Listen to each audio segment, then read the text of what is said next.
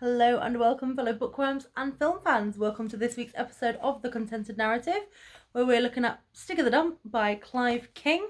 It was written in 1963 and then it was adapted to screen a few times, but I'll be looking at, again, always for some reason, the BBC TV series in 2002. Now, again, I know that it's a TV series and not a film, so please bear with me. I do not want to say TV series every single time, so I will be saying film. Now, as always, we will be looking at three things. We'll be looking at how good is the book, how good is the film, and how well does the film take from the book. So first things first, the film. Now, I remember watching this when I was a lot younger, but it only came out in 2002, so obviously I can't have watched it that young. And although some of the acting has not aged well at all, seeing a little Thomas Brodie Sangster is so cute. Like, he's so young and little. And I love how these character just accepts Stig for who he is. And they help each other through the times together. They're there for each other. They just get along really with it. They don't really do anything. Stig helps Barney to feel loved and needed in a time when Barney might not necessarily feel like he's the most wanted person. And Barney helps get Stig home, basically. Now, there is one line that breaks my heart. And it's when Barney says that Stig only collects things that gets thrown away. And the reason that line breaks my heart is because the first time that Barney meets Stig is when he is basically fallen through his roof as if he'd been thrown away. And Barney feels like he'd been thrown away by his parents. Like, his parents have divorced, his mum's off gallivanting with a new lad. And he just feels like he's not wanted. So it honestly breaks my heart when he says that. I'm like, oh no, please don't feel like that. I'm not gonna lie as well, his mum annoys the heck out of me. Like, she just flits off, does whatever she wants. She leaves her kids with the grandparents all the time. You know, she pops off on holiday, then she comes back, and she gets upset when the kids aren't there to greet her. And I'm like, hang on. You're their mother. Like, having children is growing up. Like, you need to look after your children, basically. Like, you can't. It bothers me. It really bothers me. Now, the Sweet TV series gets a 5 out of 10.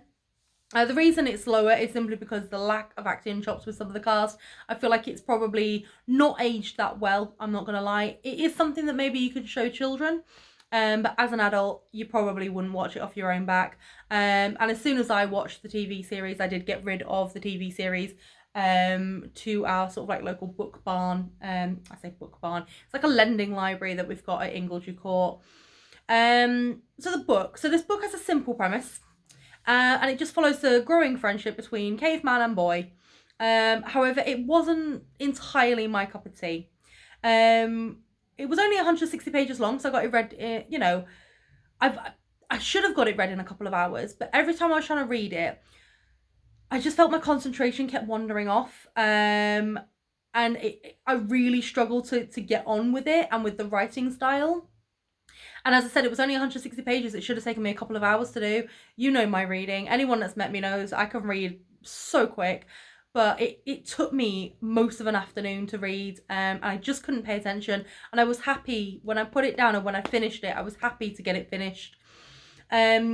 I don't know if it's because I only recently read it for my channel. And obviously it is a children's book. But I have recently read children's books for previous episodes and thoroughly enjoyed them.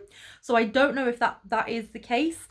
Maybe it's the simplicity of it, but I just didn't like the writing style, and it jarred me a little bit. So I'm giving it a 3 out of 10 from me for the book. So now we're on to the plot. So the book starts with Barney jumping and playing in the quarry, and then the ground gives way beneath him.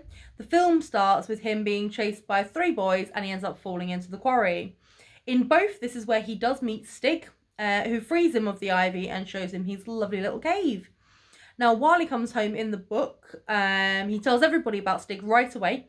But in the film, it's after a while that he eventually kind of slowly tells everybody what's going on. And they just assume that Stig is an imaginary friend. They do this in both. They don't think he's real. I mean, would you, though, if your kid came to you and said that they made friends with a caveman in like a dump? You'd be like, yeah, okay, keep your imagination wild. Now, in the film, Barney has both grandparents around. His mum flits in and out quite a lot. But in the book, we only really meet his grandma. We hear about his parent, like his mum, and we hear about his granddad, but we don't really see them at all. But in both, he goes back to Stig to hang out with him. He brings some fruit and veg. He brings some bits around the house that he's found. So, Barney gives Stig some tins at one point as well, so Stig can create a little chimney with them in his cave.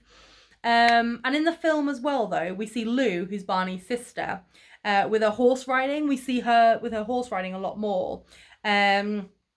And we also see the three boys that chased Barney. They seem to crop up quite a bit. They're quite intermingled within the plot there. Now, the film takes place over sort of like one summer at his grandparents' house. The book is over a longer period of time. It's over a good couple of years, I believe. Because, they have Christmas at one point. They have Easter holidays. And it's just whenever he pops back to see his grandparents. Well, his grandma. So in the book, Barney goes back to Stig over Christmas, finds him shivering and ill. So he gets tools to help Stig cut firewood to survive, basically. But in both, Barney gifts Stig matches to light a fire a little bit easier for him.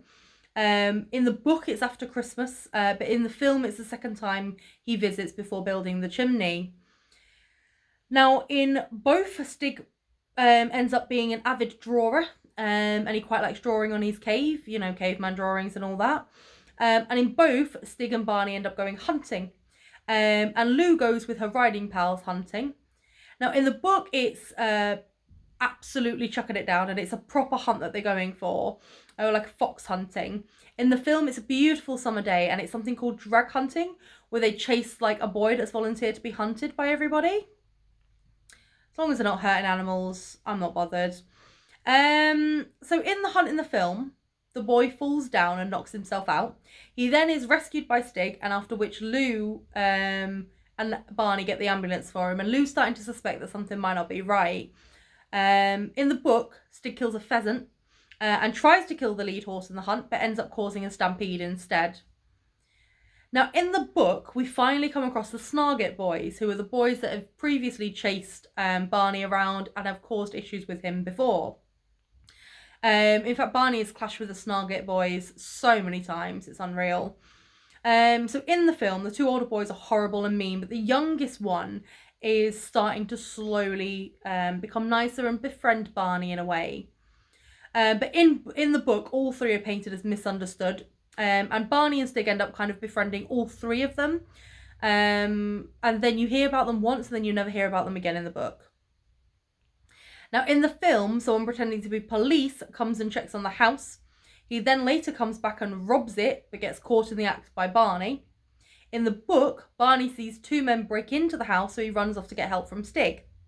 So in the book, Stig and Barney chase them off, and then Barney accidentally lets the car roll into the quarry.